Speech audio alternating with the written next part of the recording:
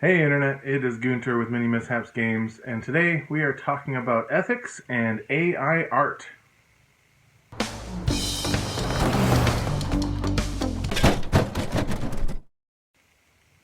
So to start, I am not a legal expert, I am not a technology expert, I am not an art expert, I am not an ethics expert, and I'm not an expert in any fashion.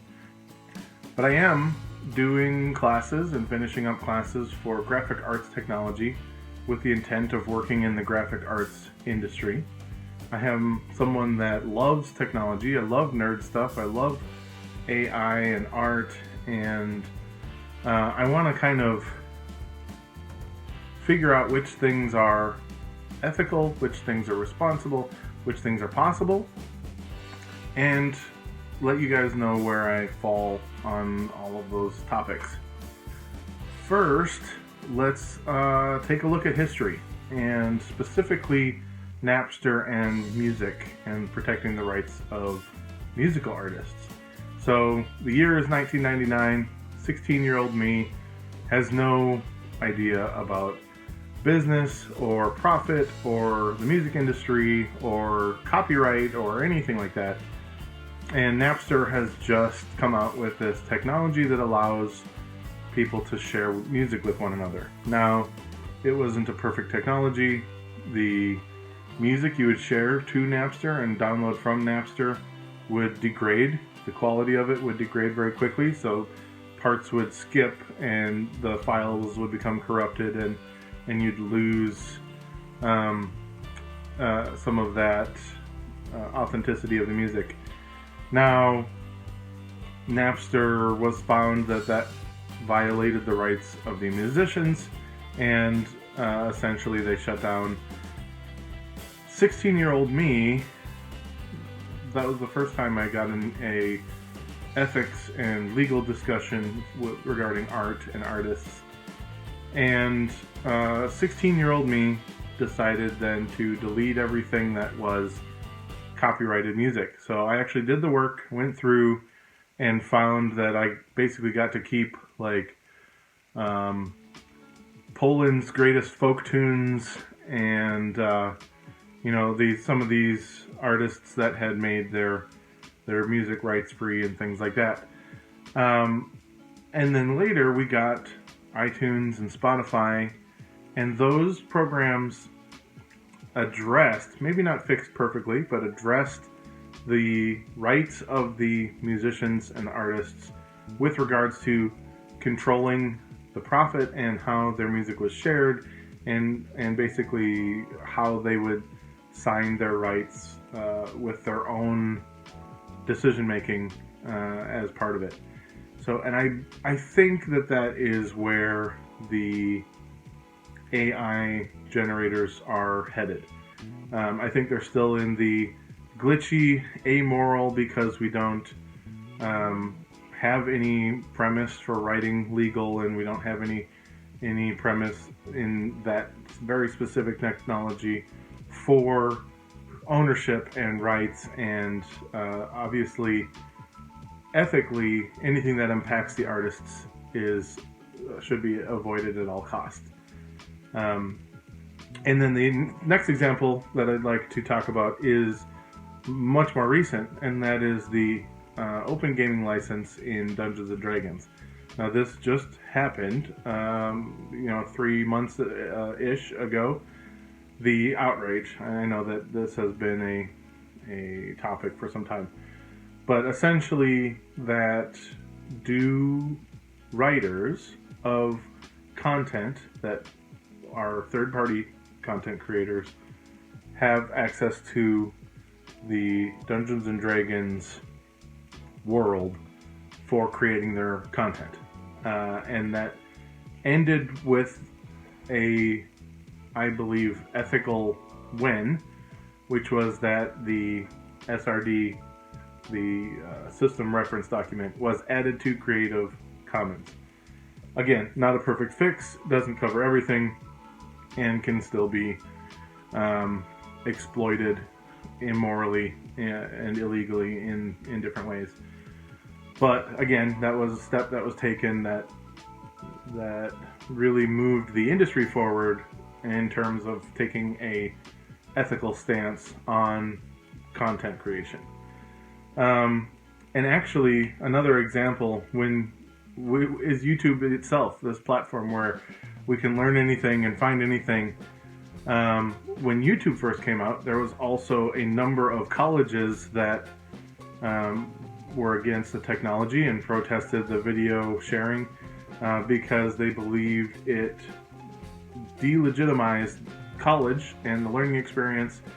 And so you have this idea of when does it become a tool, and when does the tool replace the human, if at all, and is the ability of humans to do the human part still important enough to keep the technology and the tool?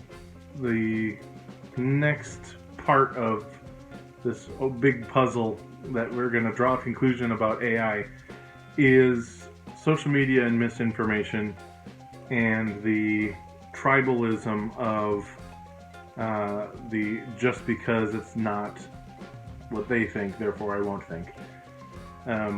So leading up into the January 6th, you had a lot of people afraid, you had a lot of people relying on their media outlets and getting in return incomplete, over-sensationalized, and sometimes fully false information.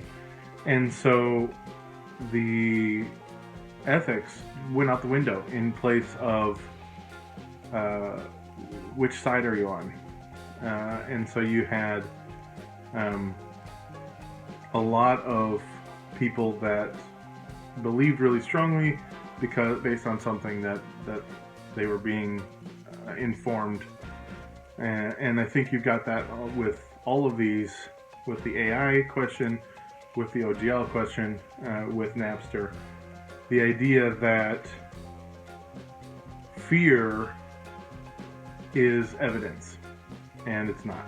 Fear is a cause, and it's a reason to create ideas and legislation and protect other ideas, protect the artists. But fear itself is something that just comes with change. I mean, the replacing the horse with the electronic carriage, mechanical carriage rather. There's always going to be that, will this replace the previous fear? How to use the AI ethically. So start with what's already in place. Don't build art around trademarked characters and images and ideas. Stay current when community decision making as well as legislation is enacted to protect artists. So I foresee that the AI will soon, hopefully, have an engine that is only drawing on images that are open source, that are rights free, that have been made into the public domain. And that is the ethical time to switch over to that engine, even if it's inferior. Right now, there is no ethical option, and we have to work for that, fight for that, move towards that. Because right now it's drawing on all the images, and for every image in the world on the internet, 99.9% is owned by someone and is not open and is not free and cannot be taken without permission.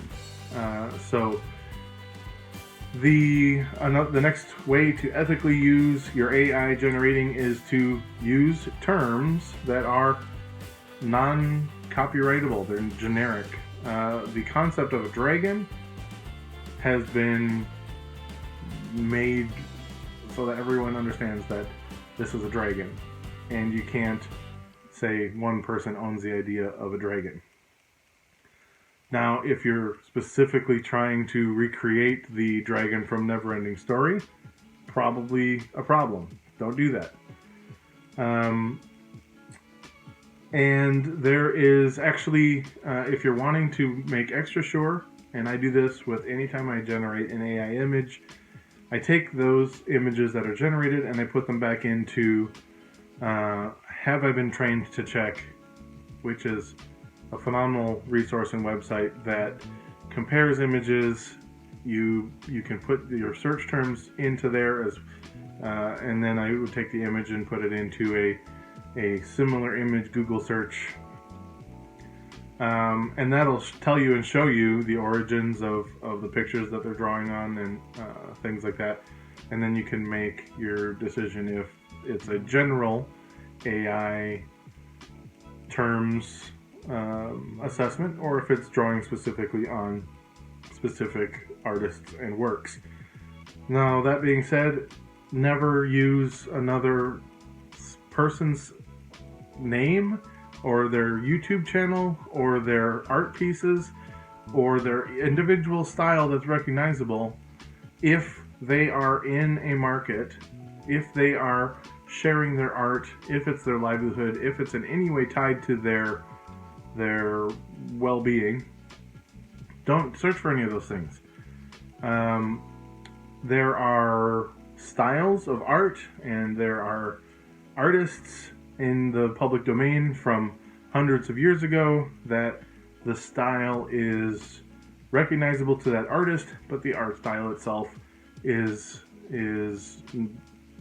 everyone can contribute to that art style.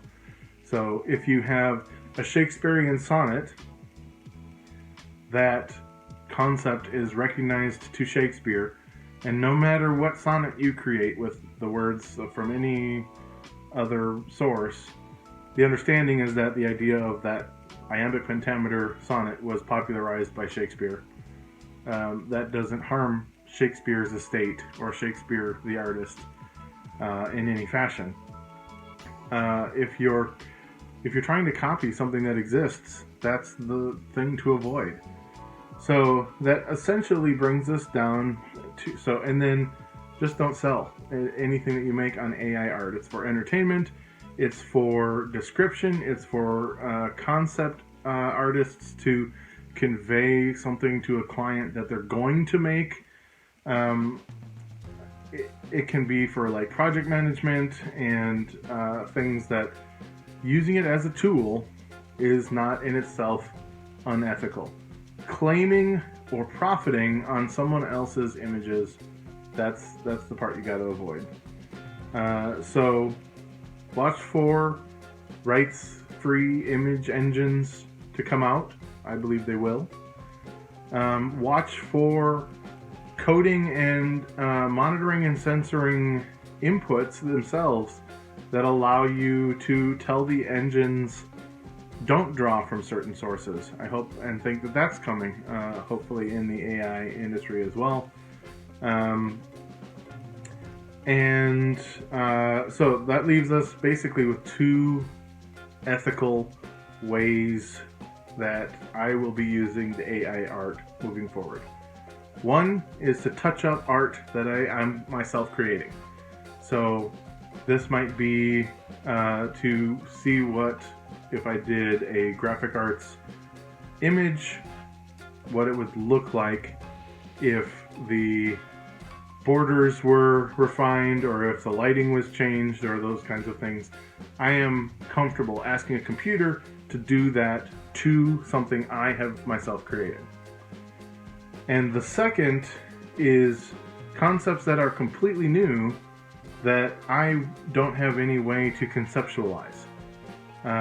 So this is by its nature not drawing on anyone else's artwork and would only be including search terms that are generic and broadly accepted as commonplace. The idea of a box, the idea of a hat, the idea of a fire truck, these are not images that belong to a art style or an artist or anything like that. It is the encyclopedia or Wikipedia open source image idea of a concept. And so when I'm creating a new concept, if I wanted to say, see a Arthurian dragon in a fedora, that is there might be a artist that specializes in that concept, but I haven't tried to recreate them. I have come up with that concept, and I'm simply getting ideas for something that I am going to create myself using tools that already have settled into their ethics decision making. Photoshop, 3D design, imaging, software, those kinds of things have already been over these ethics hurdles when they first came out, where they're going to create positions and jobs and theories new to an industry, but have been constrained to ensure that that the artists and the art is protected. So AI isn't there yet, and I am completely understanding of anybody that wants to boycott it entirely. But I believe that understanding it, learning how to use it, and recognizing when it is being unethical, those things are important. And in order to do those for the technology, we have to be in it. We have to be involved with it. We have to be part of the discussion. So I'm going to be using new concepts. I'm going to be using generic concepts. I'm going to be actively deleting and removing anything that is specifically tied to an artist or an artist's style, artist's identity. I'm going to not be profiting. It's going to be for entertainment or conveyance of information, or parody. And that's another big copyright one, where if you're simply making a remark about a thing, you're not saying that you created that concept or that art or that character. You are giving credit and then parodying it. But otherwise, I'm going to limit myself in that way with the AI art.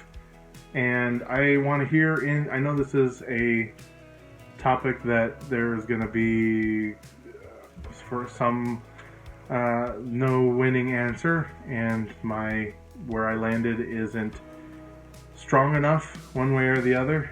But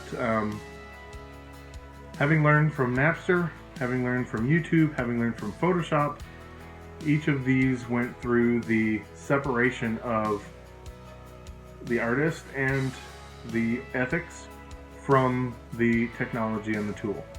And I think that we have to actively move to separate those. And the way that I'm going to choose to do that is by using the AI art within those two contexts. So let me know your thoughts in the comments. I know this is a hot topic, and we'll hope to see you in the next video. Thanks, Internet.